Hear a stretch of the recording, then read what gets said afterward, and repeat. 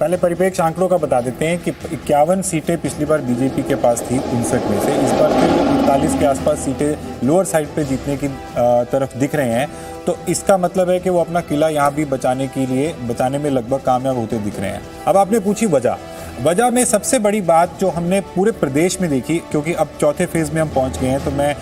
Liberty ले रहा हूं कि बाकी फेज की भी मैं एक साथ बात करके बताने की कोशिश करूं, क्योंकि समय का भी अभाव रहेगा आगे चल के,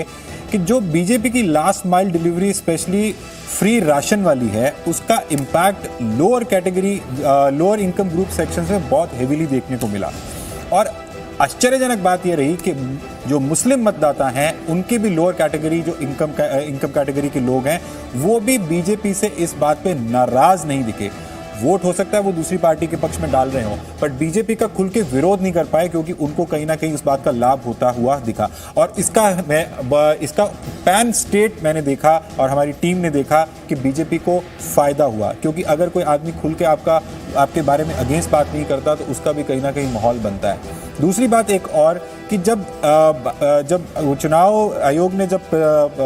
प्रतिबंध लगाया जो 1 महीने का लगभग रैलीज में, उस टाइम पे सब प्रचार डिजिटल था और डिजिटल प्रचार में सपा भाजपा से बहुत दूर रही। इसको अखिलेश यादव ने खुद भी पब्लिकली स्वीकारा, तो उसका भी कहीं ना कहीं इम्पैक्ट दिखा, क्योंकि